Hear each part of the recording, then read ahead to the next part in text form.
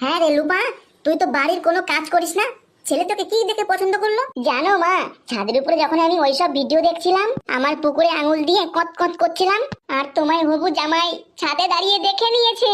আমাকে বলছিল আর কতদিন আঙুল ঢুকাবি, কাছে আসবো, আমার যন্ত্র দিয়ে তোর পুকুরে ভাইব্রেশন করে দেবো।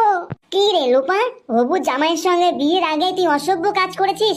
জানো মা, আমি যখন কলে জল আনতে গেছিলাম, তোমার হবু জামাই আমার ওইখানটায় আঙুল ঢুকিয়ে দিয়েছে, তখনই ওর আঙুলে রক্ত লেগে গেছে।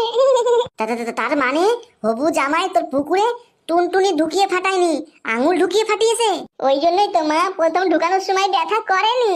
হবু জামাই তোমাকে কোথায় নিয়ে গেছিল গাপাগাপ করতে?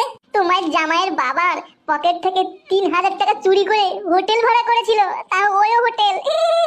মিথ্যে কথা, ওটা তো হতেই পারে না। জানো মা, যখন ওই হোটেলে টিকিট বুক করছিলাম তখন আধার কার্ড চাইছিল, আধার কার্ড ছিল না বলে আমাদেরকে বুক করতে দেয়নি। তখন দুজনা কচু বাগানে গেছিলাম ঘাপা ঘাপ করতে।